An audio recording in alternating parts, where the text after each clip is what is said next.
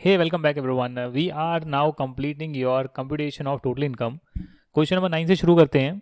इससे पहले तो मैं सारे क्वेश्चन डिस्कस कर ही चुका हूँ एंड होपफुली आपने सारी चीज़ें रिवाइज कर ली होगी, क्योंकि बिना रिवीजन के तो ये चैप्टर आप कर नहीं सकते. इंट्रोडक्शन से लेकर आपका एडवांस टैक्स तक, रिटर्न फाइलिंग तक सारा आपको करना ही पड़ेगा, तभी आप इस चैप्टर को अंजाम दे सकते हैं. From the following particulars furnished bye mister x for the year ended 31st March 2021, you are requested to compute his total income and tax payable for the assessment year 21-22 and assume करना है कि उन्होंने does not opt for paying under section 115 BSE जो concessional rate पर tax देना है, जो एक ऑप्शनल स्कीम आई है, वो ये फॉलो नहीं करते हैं. मिस्टर एक्स जो है रिटायर हो चुके हैं 58 ईयर्स की एज में, यानी ये सीनियर सिटीजन नहीं है. After putting 25 years 9 months of service from a private company at Mumbai, तो कितना साल इन्होंने काम करा वो दे रखा है. He was paid a salary of 25,000 रुपये per month and house rent allowance of 6,000 रुपये per month. He paid rent of 6,500 रुपये during his tenure of service. तो इनको हाउस रेंट अलाउंस मिलता है, ये रेंटल देते हैं. आपको देखना होगा कितना एचआरए एग्जेम्प्ट होगा और बाकी का जो टैक्सेबल होगा उसे टैक्सेबल कर देंगे. इनको ग्रेट्युटी मिलती है रिटायरमेंट पर, आपको देखना होगा कितनी एग्जेम्प्ट होगी. He was covered by the payment of gratuity act. Mr. X had not received any other gratuity at any point of time earlier other than this gratuity. ऐसा क्यों लिखा है? क्योंकि जो ग्रेट्युटी की लिमिट है, मैक्सिमम लिमिट है, वो 20 लाख रुपए है टोटल पूरी लाइफ टाइम के लिए.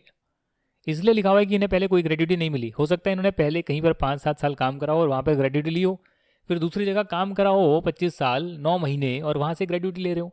इसलिए मैंशन है कि पहले इन्होंने कोई भी ग्रेट्युटी नहीं ली है.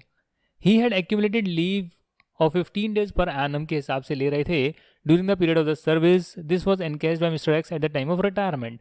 पूरी की पूरी जो इनकी पैसे हैं वो सारे के सारे पैसे जो हैं एनकैश कर रहे हैं. A sum of 3,15,000 was received by him in this regard. His average salary may be taken as 24,500. Employer allowed 30 days leaves पर मंथ. हाउएवर इन्होंने 15 दिन छुट्टी ले ली, 15 दिन की एक्यूमुलेट कर ली है. तो लीव एनकैशमेंट कितनी एग्जेम्प्ट होगी वो भी आपको देखना है. ग्रेट्युटी मिली है कितनी एग्जेम्प्ट होगी वो भी देखना है. एचआरए की एग्जेम्पशन भी देखनी है. And after retirement he ventured into textile business, incurred a loss of 80,000. X ने डिपॉजिट करें 1 लाख रुपीज़ पीपीएफ में. अब ये सारी चीज़ें कैलकुलेट करनी होगी. सबसे पहले तो इनकी बेसिक सैलरी 9 महीने की आएगी. उसके बाद रिटायरमेंट ले ली तो उसके बाद इन्हें सैलरी मिलना बंद हो जाएगी. दूसरा है एचआरए. एचआरए मिलता है इनको 6,000 रुपये 9 महीने के हिसाब से मिलेगा. एग्जेम्प्ट कितना होगा आपको देखना है. इसके लिए आपको कंडीशंस देखनी पड़ेगी सेक्शन 10(13)(a) की. नोट 1 में सारी कंडीशंस लिखी हुई है कि जो एचआरए आपको एक्चुअली में मिला वो, ये जो आपकी सैलरी है उसका 50%, जो यहाँ पे सैलरी है उसका 50% कर लिया, और जो आपका 9 महीने की जो भी आपकी सैलरी आ रही है उसका 10% रेंट पेड से माइनस कर दीजिए. तो 6,500 रुपये का रेंट है, 10% ऑफ सैलरी है 2,500 रुपये. एक महीने की 25,000 सैलरी है तो 10% हो गया 2,500, और एक महीने का रेंट है 6,500. तो rent paid minus 10% of salary per month की आ गई, तो 9 महीने की कितनी आ गई वो आपने देख लिया.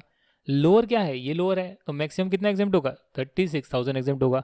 सर ये इतने ही लिमिट क्यों लगाइए कि 10% माइनस करना पड़ेगा, 50% सैलरी लेना पड़ेगा. अरे भैया ये लगाइए उन्होंने सोच विचार करके कि भाई हम सारा माइनस नहीं करने देंगे, कुछ लिमिट का ही करने देंगे. उसके लिए कुछ कैलकुलेशंस बनाई हुई है, तो इसलिए याद करनी पड़ती है कि बच्चा इतना एग्जेम्प्ट होगा. अब कोई पूछेगा सर 50% क्यों एग्जेम्प्ट होता है कहीं पर अगर है तो, 40 क्यों नहीं होता. अरे भाई लिमिट लगाइए ना.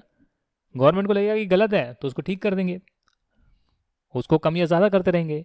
सर टैक्स रेट जो है वो 30% ही क्यों होता है, 20% ही क्यों होता है. अरे भाई एक रेट है ना, गवर्नमेंट को चाहिए, ज़रूरत पड़ेगी तो बढ़ाएंगे, कम भी कर सकते हैं, डिपेंड करता है ना. तो रेट इतनी क्यों है, ये इतना ही एग्जेम्प्ट क्यों है, भाई उसका कोई आंसर नहीं है, उसका कोई लॉजिक नहीं है. सरकार को कुछ एग्जेम्पशन देनी है, उन्होंने एक कैलकुलेशन बनाया कि भाई ऐसे ऐसे कर कर देख लेते हैं 2-3 तरीके से, तो लोगों को जो है बेस्ट अमाउंट निकाल लेंगे. ऐसे जो है 2-3 में से जो सबसे लोअर होगा उतनी एग्जेम्पशन दे देंगे. नाउ एक्चुअल अमाउंट रिसीव जो है वो है 3.5 lakh less exemption under section 10(10)(2). और ग्रेट्युटी कितनी एग्जेम्प्ट होगी, ग्रेट्युटी होती है 3.5 लाख रुपए या 20 लाख रुपए, या फिर आपकी जो भी सैलरी है, क्योंकि आप ग्रेट्युटी में कवर्ड है तो आप आधी सैलरी के लिए 26 दिनों का जो है एक महीना मानेंगे, तो 15 डिवाइडेड बाय 26, 15 दिन की सैलरी और 26 का अगर एक महीना है 26 दिन का, तो 15 दिन की कितनी सैलरी हो गई आ गई, उसको आपने कंप्लीटेड ईयर ऑफ सर्विस से मल्टीप्लाई कर दिया जो कि है 26 साल. सर 25 साल ही है ना, अरे भैया उसको राउंड ऑफ कर देते हैं ना, 25 साल 9 महीने यानी 26 साल. ऐसे आपने कैलकुलेट करा तो सबसे लोअर क्या आया, 3,75,000 लोअर है. नहीं सर, 3.5 लाख की जो अमाउंट रिसीव हुई वही सबसे लोअर है, तो इससे ज़्यादा की एग्जेम्पशन कैसे मिलेगी. और ये स्टैंडर्ड रूल है, जो मिल रहा है उससे ज़्यादा माइनस तो कभी भी नहीं कर सकते. सिमिलरली लीव एनकैशमेंट में अमाउंट आपको कितनी मिली? 3,15,000। एग्जेम्प्ट कितनी होगी सेक्शन 10(10)(a) में? सेक्शन का नंबर लिख कर आना है, नोट नंबर 3। इसके लिए भी कंडीशन लगाई हुई है कि आपको 3,15,000 मिले वो, या 3 लाख रुपए की स्टैट्यूटरी लिमिट है वो, या फिर जो आपकी एवरेज सैलरी जो निकाल कर दी हुई है उसको 10 से मल्टीप्लाई कर लिया तो 10 महीने की सैलरी आ गई, या फिर cash equivalent of unavailed leave calculated on the basis of maximum 30 days for every year on actual service rendered to the employer from whose service he retired. मतलब अगर 30 days की लीव हर साल मिलती है तो उस हिसाब से इनकी कितनी सैलरी बनती है जो इनकी लीव बची हुई है। मतलब 30 days अगर इन्हें मिलेंगे 25 साल के लिए तो 750 दिन आएंगे। लेस कर दो, 15 दिन की तो ये छुट्टी लेते थे 25 साल के लिए, तो 375 days हो गए। 375 days बच गए। 375 days जो हैं, तो अगर 24500 एवरेज सैलरी है एक महीने की, तो एक दिन की कितनी हो गई? तो जो रिमेनिंग पीरियड बचा है उसकी कितनी सैलरी होनी चाहिए? 15 दिन जितने भी इनकी छुट्टियां बची है 375 डेज की, उसकी क्या जो है पैसे इनके बनने चाहिए दिन के हिसाब से? तो वो बनकर निकला 3,06,250। सबसे लोअर क्या है? 2,45,000 सबसे लोअर है, तो मैक्सिमम 2,45,000 ही एग्जेम्प्ट होगा, बाकी टैक्सेबल होगा। सैलरी आ गई तो 50,000 की स्टैंडर्ड डिडक्शन आप दे सकते हैं, और जो बिजनेस का लॉस है वो तो आप कैरी फॉरवर्ड करेंगे, क्योंकि सैलरी की इनकम के साथ वो एडजस्ट नहीं हो सकता है। ये जो इनकी ग्रॉस रोल इनकम आई है इससे डिडक्शन पीपीएफ की 1 लाख की माइनस करेंगे और टोटल इनकम आ गई। टैक्स कुछ बनेगा नहीं क्योंकि 1,63,000 की ही तो टोटल इनकम आई है। समझे आप? प्रोविजंस याद नहीं है, कितना एग्जेम्प्ट होता है याद नहीं है, याद करो, रिवाइज करो, बिना देखे करो। मेरा काम क्या है? डिस्कस करना है। मैं दोबारा से अगर आपको स्टैट्यूटरी लिमिट समझाऊं ये वाली, तो ये तो मैं ऑलरेडी क्लास में करा चुका हूं ना भाई। एचआरए की जो लिमिट है वो करा चुका हूं ना, कॉन्सेप्ट करा चुका, एग्जाम्पल करा चुका। अब यहाँ पर दोबारा से थोड़ी ना वो सिखाऊंगा। यहाँ तो ये बताऊंगा कि एचआरए की लिमिट होती है जो हम ऑलरेडी कर चुके हैं, और उस हिसाब से कैसे आंसर किया हुआ है वो चीज़ समझाई जाएगी आपको। तो जो याद नहीं है वो याद करना पड़ेगा आपको। Question number 10। रोजी मैरी जो है सिस्टर्स हैं, born and brought up at Mumbai. रोजी की शादी हो गई थी 1982 में और सेटल हो गई थी कनाडा में 1982 में। मैरी, नाम में मैरी है, इनकी मैरिज हो गई मुंबई में। अच्छा, मुंबई में मैरिज हो गई है? नहीं, मुंबई में सेटल हो गई, मैरिज कहीं गिवन नहीं है।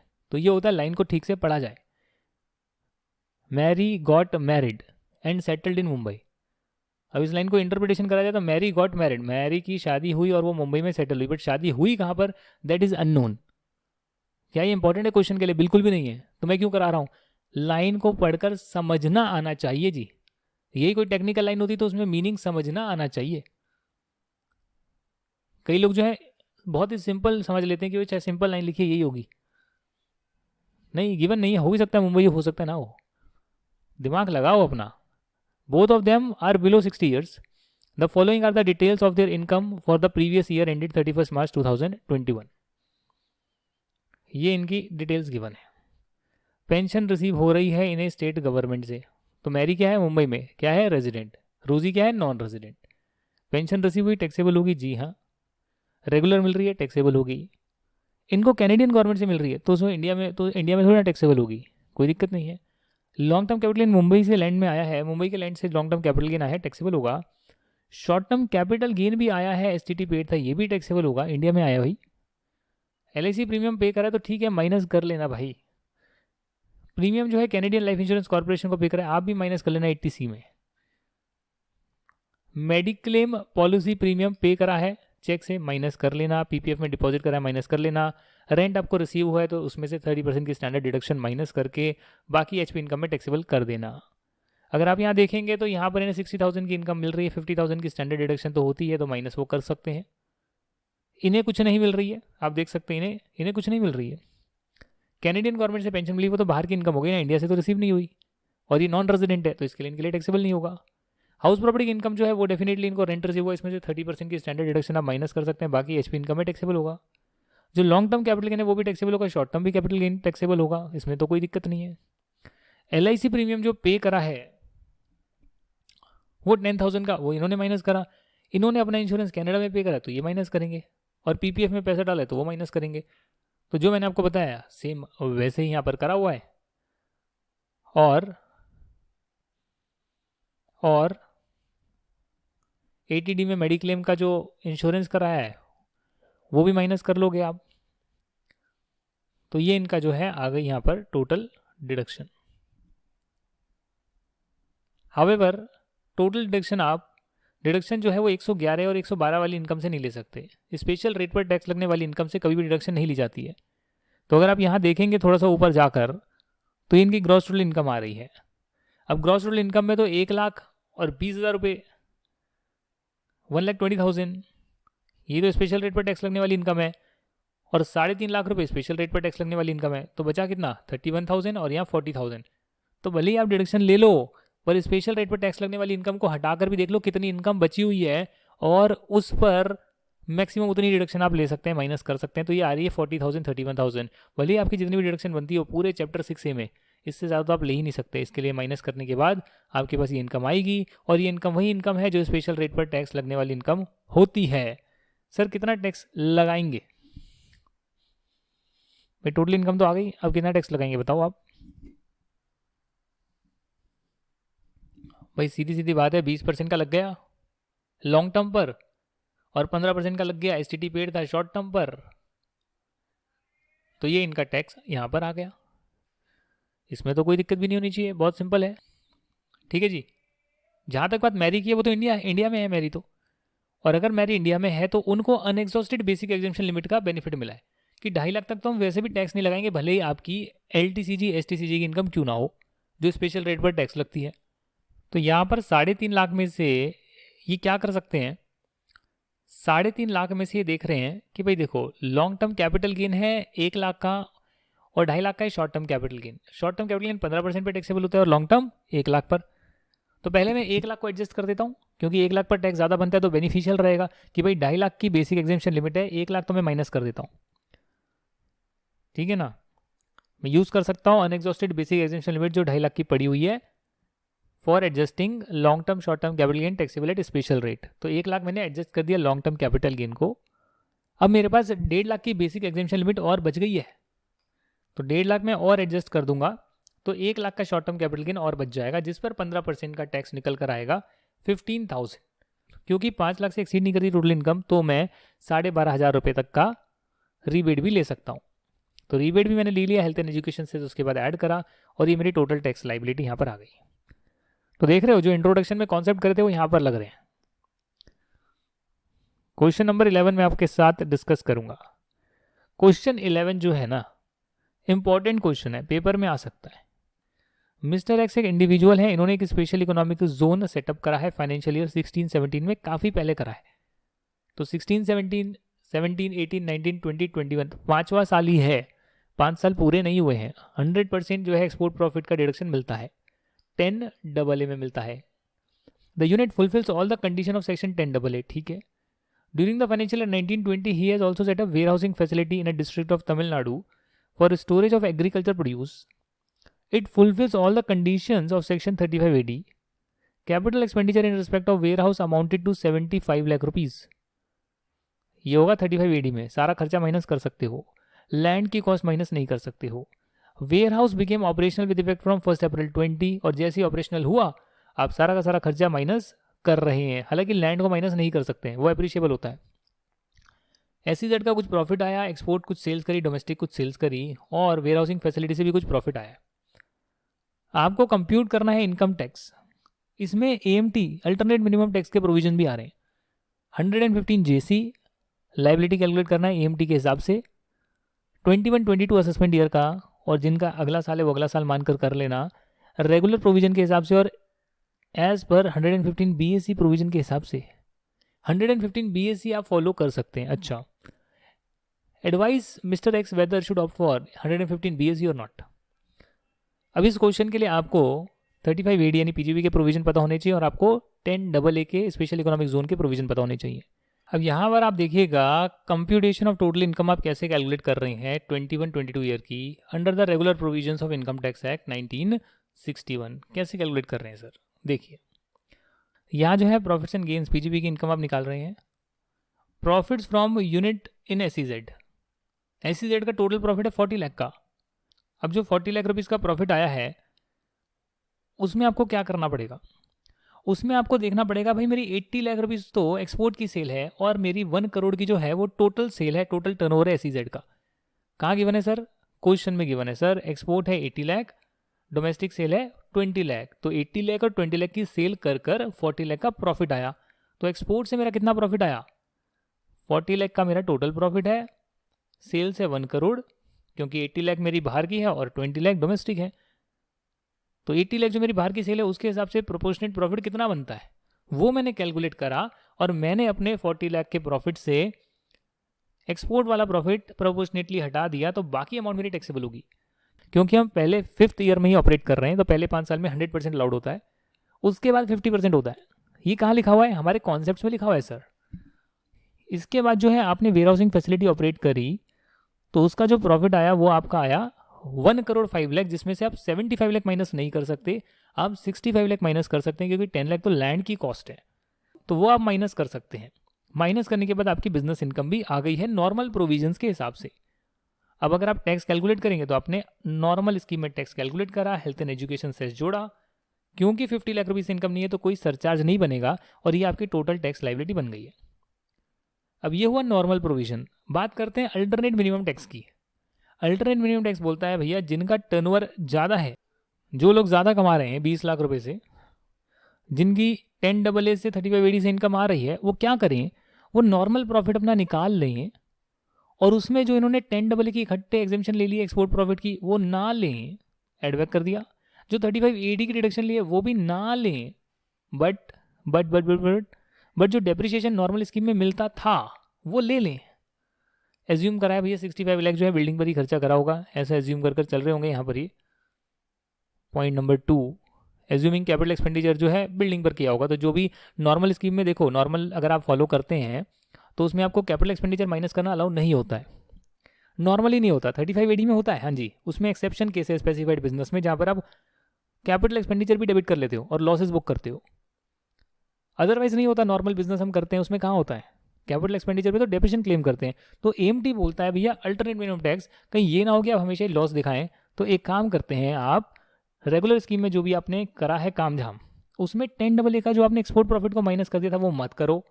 35AD का जो इकट्ठे आपका जो है डिडक्शन जो आप उसकी ले रहे हैं वो भी ना लो, पर उसमें जो नॉर्मल डेप्रिसिएशन बनता है वो लो, तो आपकी जो है एडजस्टेड टोटल इनकम आएगी।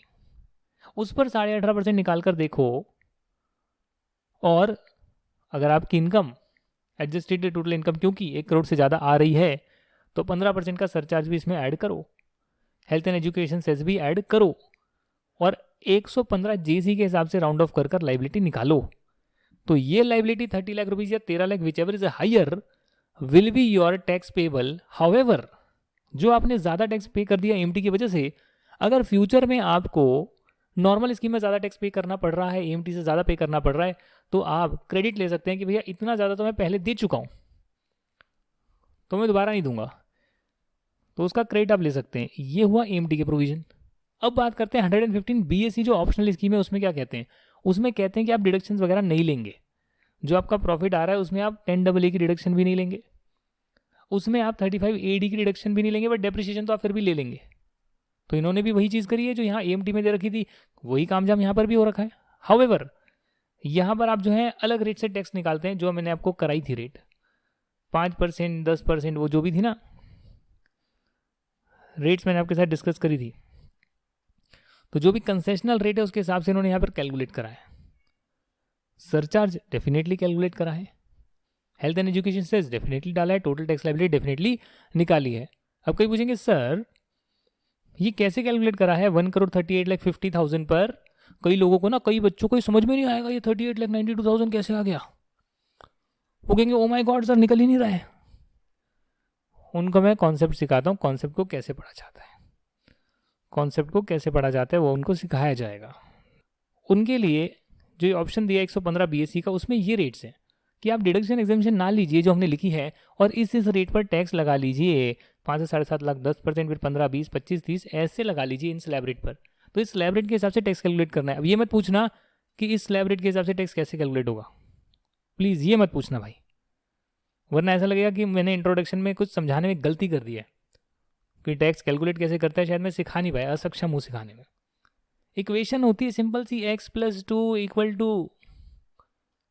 = y ब्रैकेट 60 प्लस कुछ भी लिखा होगा 30x कुछ भी लिखा होगा, एक सिंपल इक्वेशन जो 6th स्टैंडर्ड में अलजेब्रा में सिखाई जाती है, नहीं आती सर, स्टूडेंट्स को नहीं आती है। कॉस्टिंग में छोटी मोटी आ जाती है, एक आध चैप्टर में है, ज़्यादा नहीं आती है। कोई 5-7 नंबर का ही मैथमेटिक्स होगा और फाइनल में जो है 15-20 नंबर का मैथमेटिक्स होगा, पर नहीं आता सर, 6th स्टैंडर्ड का नहीं आता। क्या करें, रियलिटी बता रहा हूँ मैं आपको। एजुकेशन क्या है कि जो चीज़ मैंने पहले पढ़ी उसे मैं यहाँ इंप्लीमेंट कर रहा हूँ, और जो यहाँ पढ़ी वो मैं आगे इंप्लीमेंट करूँगा। अब मैंने अगर 10 चीज़ें पढ़ ली तो 10 की 10 इंप्लीमेंट कर रहा हूँ। जैसे 35 AD का सेक्शन, जैसे 10AA का कोई प्रोविजन पड़ा वो भी यहाँ पे लग रहा है, जैसे 115 BSc भी लग रहा है, AMT के प्रोविजन भी लग रहे हैं, तो हर चीज़ यहाँ पे लग रही है। अब अगर यहाँ देखेंगे आप तो ये तो आपका AMT का इतना टैक्स बना और नॉर्मल स्कीम का इतना बना, तो ये तो क्रेडिट आप ले सकते हैं, AMT का क्रेडिट आप ले सकते हैं, इसमें तो कोई दिक्कत नहीं है। यही है बस, और क्या है। प्रोविजंस, आपको प्रोविजंस क्लियर नहीं है तो उसके लिए कॉन्सेप्ट देखें। प्रोविजन क्लियर है, याद नहीं है तो रिवीजन करें। प्रोविजन क्लियर है और याद भी है तो उसको इम्प्लीमेंट करें, जिसके लिए स्टडी मटेरियल के क्वेश्चन आंसर्स हैं, उसका पूरा टेक्स्ट लिखा हुआ है कि भैया दोबारा से पढ़ते हैं, जो हमारी क्लैरिटी है, क्या हमें वो समझ में आ रहा है कि स्टडी मटेरियल पढ़कर और उसके क्वेश्चंस हो रहे हैं क्या, बिना देखे। अब इम्प्लीमेंट भी कर दिया, कॉन्सेप्ट भी समझ गया, याद भी है, इम्प्लीमेंट भी कर दिया, फिर प्रैक्टिस करें, रिवीजन करें, एग्जाम के क्वेश्चन ट्राई करें। यही मेथड है सीए को क्लियर करने का।